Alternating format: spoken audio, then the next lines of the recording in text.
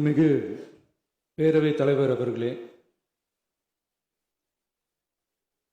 மக்களே மக்களுக்காக மக்களால் நடத்தும் ஆட்சி மக்களாட்சி என்றார் அமெரிக்க முன்னாள் குடியரசுத் தலைவர் திரு ஆப்ரஹாம் லிங்கன்.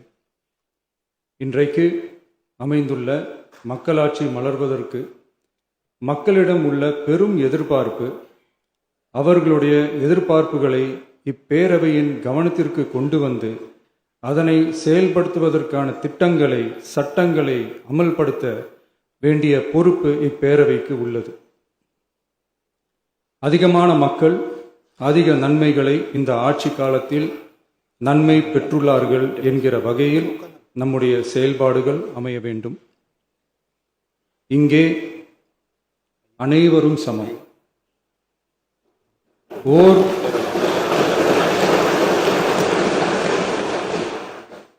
ஓர் உறுப்பினரை கொண்ட கட்சிகள் இங்கே இடம் பெற்றிருந்தாலும் அவர்களுடைய கருத்துகளுக்கும் அதிக எண்ணிக்கை பெற்ற தமிழக வெற்றிக் கழக உறுப்பினர்கள் தெரிவிக்கும் கருத்துகளுக்கும் சமமாகவே மதிப்பளிக்கப்பட்டு நல்லவை ஏற்கப்பட்டு அல்லவை நிராகரிக்கப்பட்டு ஜனநாயகத்தின் இதயமாகவும் மூளையாகவும் இப்பேரவை செயல்பட வேண்டும். அதற்குரிய வகையில் பெருமை வாய்ந்த வரலாற்று சிறப்பு கொண்ட இப்பேரவையை நடத்தி செல்லும் பண்பை பெற்றுள்ளவரையே தமிழக வெற்றிக் கழகம் முன்மொழிந்து தாங்கள் இன்றைக்கு இந்த ஆசனத்தில் அமர்ந்துள்ளீர்கள். மாண்புமிகு பேரவைத் தலைவர் அவர்களே, தாங்கள் பேரவைத் தலைவராக ஒருமனதாக தேர்ந்தெடுக்கப்பட்டுள்ளீர்கள்.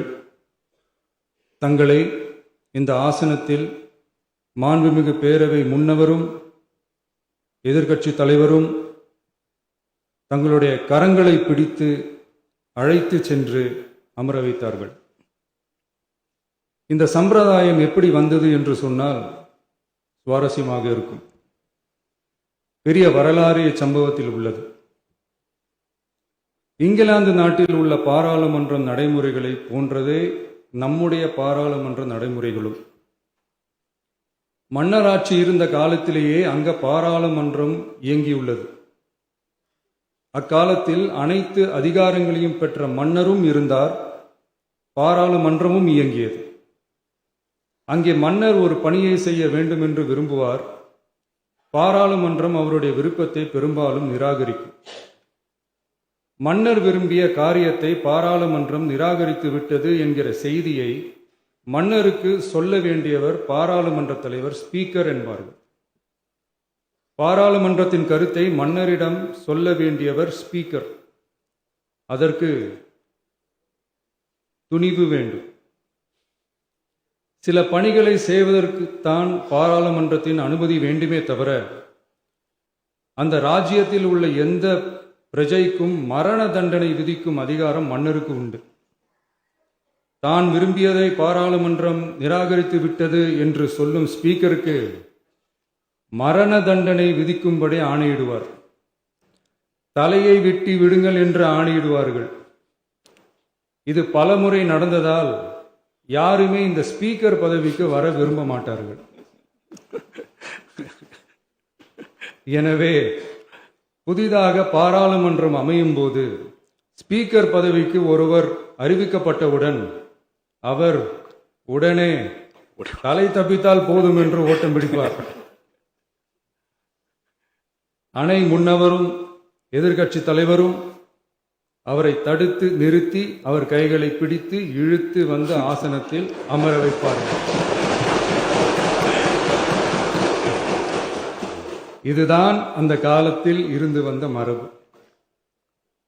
ஜனநாயக முறை ஏற்பட்ட பிறகும் இம்மரபு தொடர்கிறது. நிச்சயமாக தமிழக வெற்றிக் கழக உறுப்பினர்கள் அனைவருமே உங்களுக்கு உதவிகரமாகவே இருப்பார்கள் என்கிற வாக்குறுதியை இந்நேரத்தில் அளிக்க விரும்புகிறேன். பேரவையின் மாண்பையும் கண்ணியத்தையும் பேரவை உறுப்பினர்களின் கண்ணியத்தையும் காக்க வேண்டிய பொறுப்பை உங்களிடத்தில் ஒப்படைத்திருக்கிறார்கள். தற்காலிக பேரவைத் தலைவர் பொறுப்பில் மிக சிறப்பாக பணியாற்றிய நம்முடைய உறுப்பினர் திரு மூவி கருப்பையா அவர்களை சந்திக்க நேற்றுக்கு சென்றிருந்தேன். அங்கே முந்தைய பேரவைத் தலைவர்கள் படங்களை கண்ணுற்ற போது, அவர்களை பற்றி அறிந்த போது உண்மையிலே எனக்கு பெருமிதம் தந்தது. ஏனென்றால் எடுத்துக்காட்டாக விளங்கும் திரு ஜே சிவ சண்முகம் பிள்ளை, டாக்டர் யு கிருஷ்ணராவ், திரு எஸ் செல்லப்பாண்டியன் அவர்களுடைய வரிசையில் மிக சரியான ஒருவரையே நாம் முன்மொழிந்துள்ளோம் என பெருமை அடைந்தேன். அதே போன்றுதான் நம்முடைய பேரவை துணைத் தலைவர் அவர்களும் நீங்கள் இருவருமே மிக சாதாரண குடும்பத்தில் பிறந்து மக்கள் பணியாற்ற வேண்டும் என்கிற அவாவில் செயல்பட்டு வந்தவர்கள்.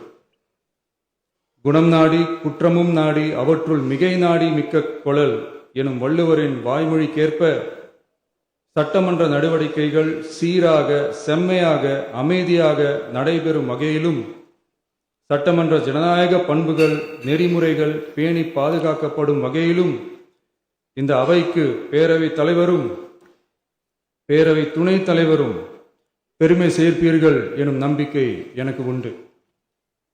அரசியலுக்கு அப்பாற்பட்டு மனிதர்களை மதிக்கும் நல்ல பண்புகள் நிலைநாட்டப்பட வேண்டும். தமிழ் பண்பாடு போற்றப்பட வேண்டும். அவையின் மரபும் மாட்சிமையும் மதிப்பும் காக்கப்பட வேண்டும் என்ற நல்லெண்ணத்தின் அடிப்படையில் அந்த பதவி ஏற்றுள்ள தங்கள் இருவராலும் காப்பாற்றப்படும் என்னும் நம்பிக்கையை மீண்டும் தெரிவித்து என் உரையை நிறைவு செய்கிறேன். நன்றி, வணக்கம். மாண்புமிகு பேரவை துணைத் தலைவர்கள் நன்றி உரையாற்றுவார்கள். ஹலோ.